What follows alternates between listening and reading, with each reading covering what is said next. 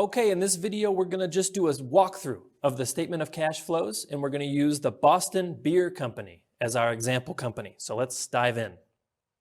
I'm going to do a statement of cash flow overview, and we'll see that for the operating section of the statement of cash flows, the company uses the indirect method.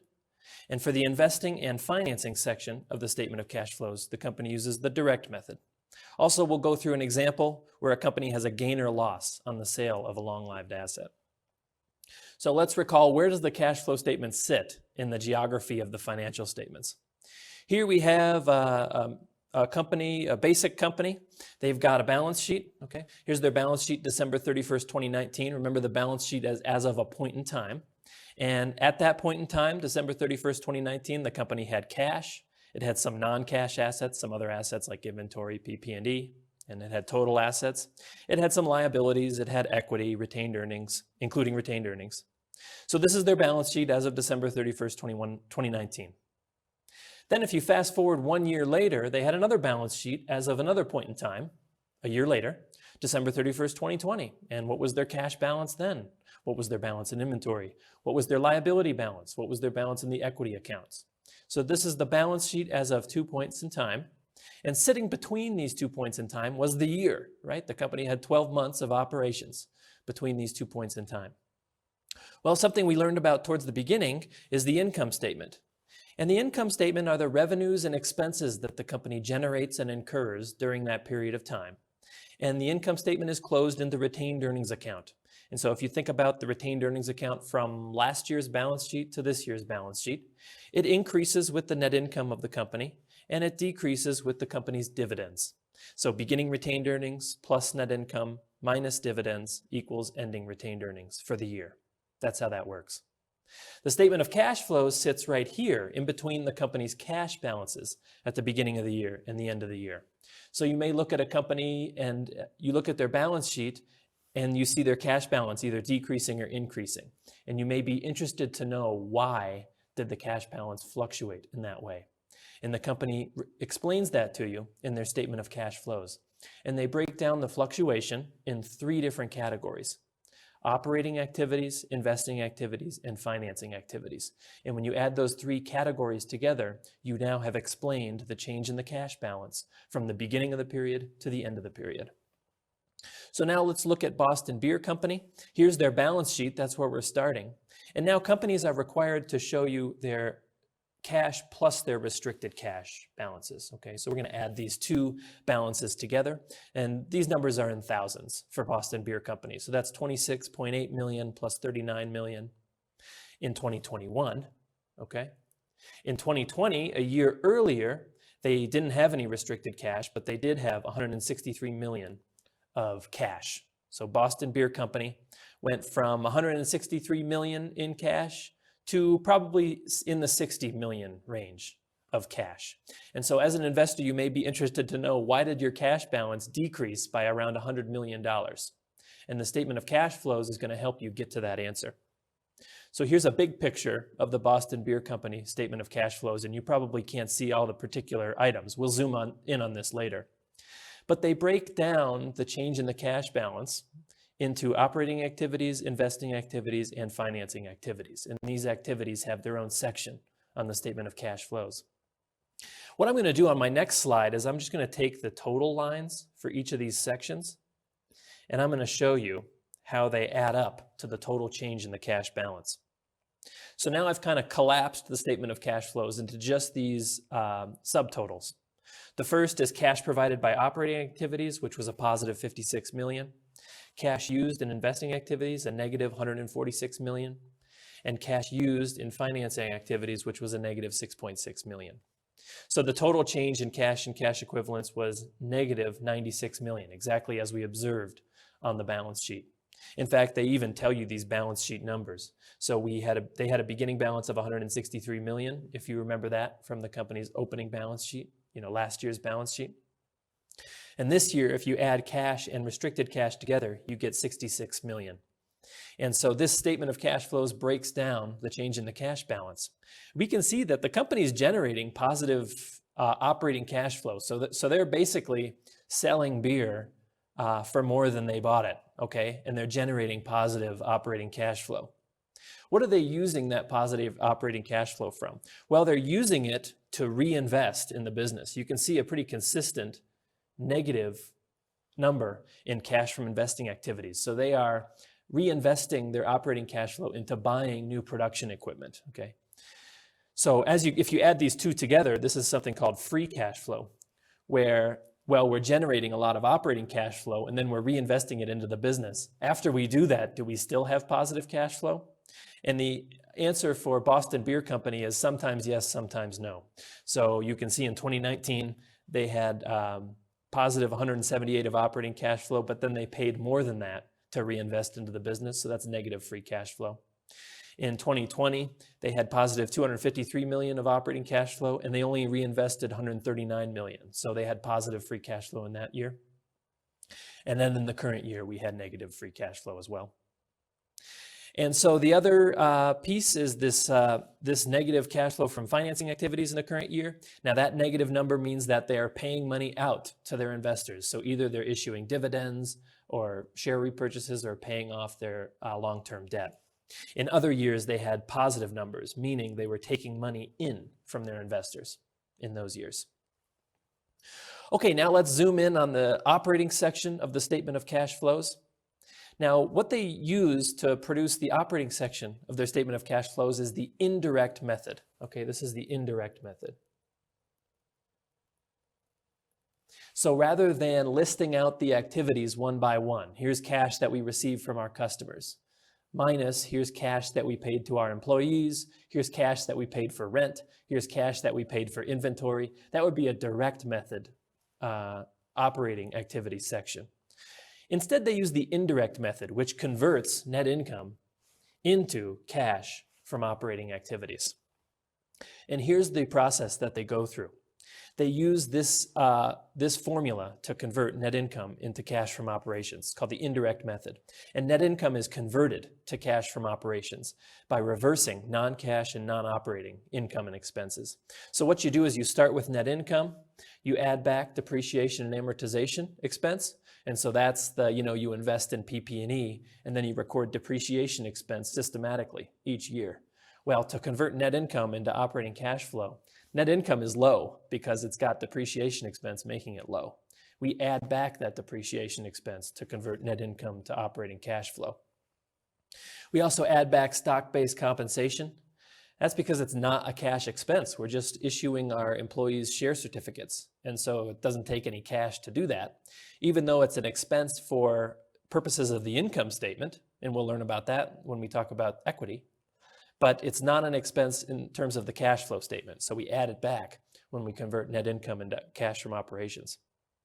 We add back any non-operating losses. And we subtract out any non-operating gains. Now these could be, for example, from the sale of a long-lived asset. And finally, we subtract changes in our non-cash operating asset accounts, and we add changes in our operating liability accounts. And this is just simply the change in the balance sheet account from one year to the next. That's what we mean by change in asset accounts or change in liability accounts is, did the asset account increase? Did the asset account decrease? Okay, so now let's look at the Boston Beer Company again, and let's kind of reconcile what we're seeing on their statement of cash flows to the algorithm, the formula that we just talked about. But first, we'll start with net income here, net income on the top. And I'll show you Boston Beer Company's income statement. Here they have revenues and expenses for the year ended December 25th, 2021, and their net income is right at the bottom of that statement, $14,553,000. So that number goes right at the top of the statement of cash flows. That's what we start with. We start with net income. And now the process is to convert net income into operating cash flow. Now the first step we learn about is adding back depreciation and amortization. And here they do that in their first step as well. You can see that we're adding 72 million to our net income because the 72 million is reducing net income. It's making it lower. We're adding it back to net income because that's not an operating activity. The depreciation and amortization of our fixed assets is not an operating activity. Okay, I'm going to kind of skip some of these lines that aren't as common, but the next one we see is we're looking for is the stock-based compensation line. And here it is right here, 18,615. And let me show you where that comes from. We're going to learn that the stock-based compensation expense is a debit on the income statement, a debit to stock compensation expense, and a credit to an equity account called additional paid-in capital. And I'll show you the company's statement of stockholders' equity. And here we can see a credit in the additional paid-in capital account of 18,615 for stock-based compensation. We'll learn more about that when we talk about equity, but there's where that number comes from, 18,615. So again, we had net income, we had depreciation, adding back depreciation and amortization, we added back stock-based compensation expense. Now for adding back non-operating losses and subtracting out non-operating gains, we'll talk a little bit more about that in a future slide, but what we have on that here is this guy. So this is a gain, in parentheses, or loss, not in parentheses, on the disposal of property, plant, and equipment. We can see that this number here, negative 217, it's in parentheses, and parentheses means negative. And so since that number is in parentheses, we know that it's a gain, okay? If it were not in parentheses, then it would have been a loss. But since it is in parentheses, we know it's a gain. And so what that step is subtracting out the non-operating gain. So we sold some PP&E for a gain. We sold it for more than its book value. And that gain increased our net income, but it's not an operating gain. So we subtract it out to convert net income into operating cash flow. Okay, finally is this part where we subtract changes in our non-cash operating assets and we add changes in our operating liabilities. And that's this section here. You can see the section heading says changes in operating assets and liabilities. The first line says accounts receivable, and that's a positive 23 million. Now, what we're doing, this is an asset account, right? Accounts receivable is an asset account. So here's the line that we're talking about. We're subtracting changes in our non-cash operating assets, and this is an example of doing that. But it's a positive number, so how do we make sense of what's going on here? Well, we need to subtract the change in our accounts receivable, right? That's what we're doing. That's what this is saying here. We subtract the changes in our non-cash operating assets. So we're subtracting the change in accounts receivable. Well, how does it come out to be positive 23,071 here? We must be subtracting a negative number. Okay, so when you subtract a negative number, the minus signs cancel each other out. It becomes a positive number. So we're adding 23 million to convert net income into operating cash flow. And since this is an asset account, we know that it's the opposite. So the accounts receivable balance, the change in the accounts receivable balance must have been negative, meaning that if you were to look at the balance sheet of Boston Beer Company, and please do, please go to the internet, look at the balance sheet of Boston Beer Company, you'll see that their accounts receivable balance decreased during 2021. And we can go through this thought process with all the different items here. So inventories is another asset account, and here we're seeing a negative number. So since we're seeing a negative number, it's the opposite, right? The inventory balance must have increased during the year. The prepaid expense balance must have increased during the year. Third-party production prepayments must have increased during the year. Other assets must have increased during the year.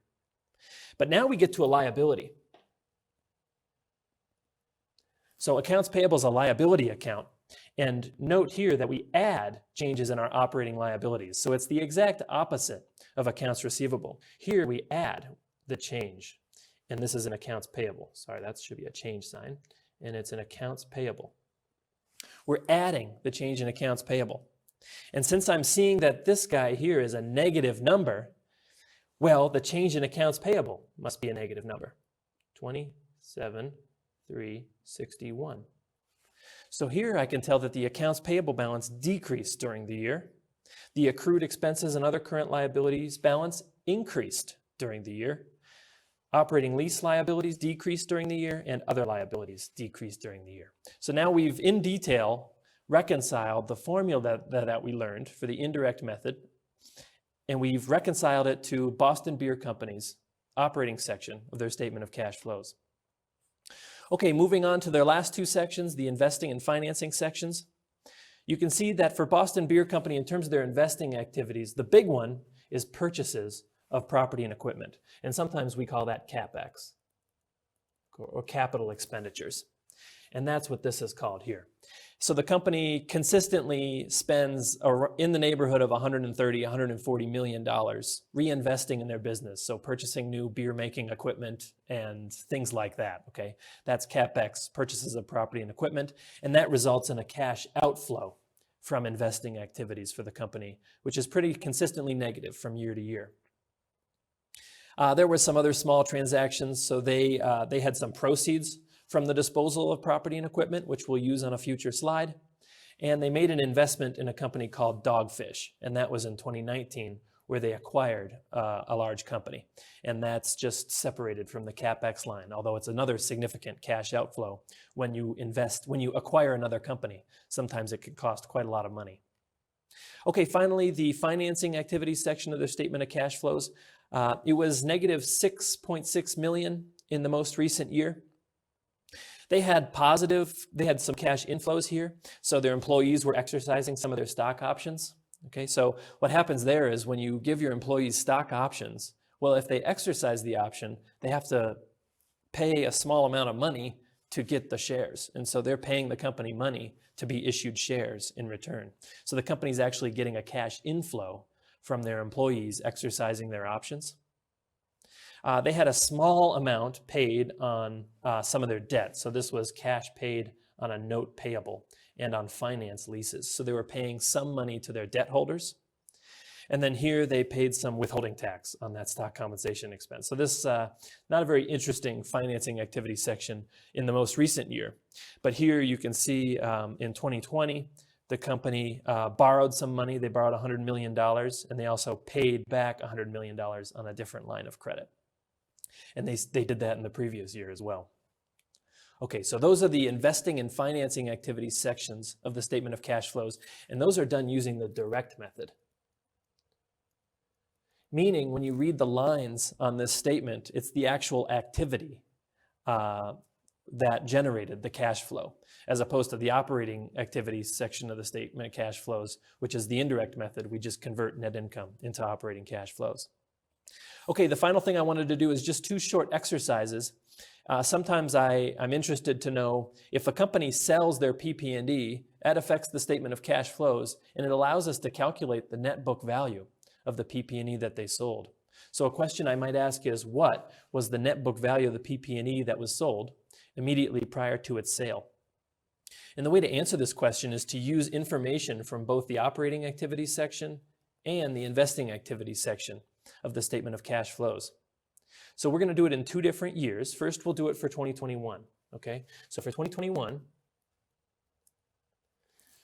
what was the net book value of the PP&E that the company disposed of immediately prior to its sale?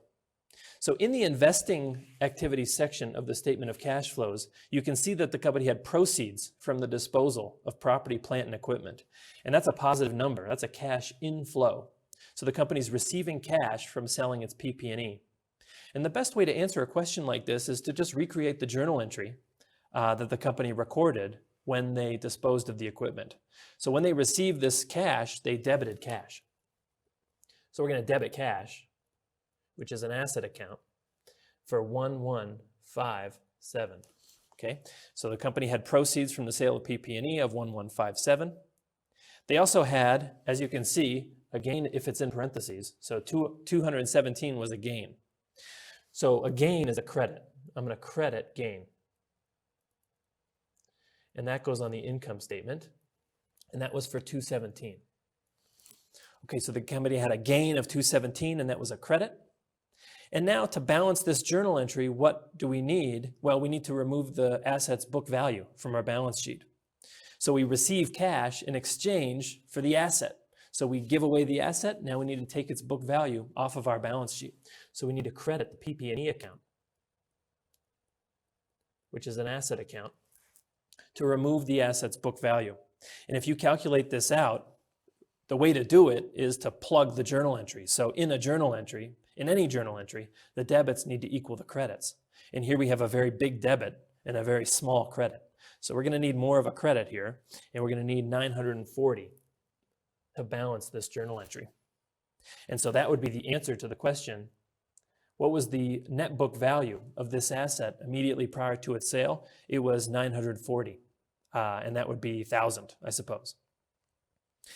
Okay, and then now let's do an example for 2019. And the reason I want to do 2019 is you can see we had a gain in 2021, and we had a large loss in 2019.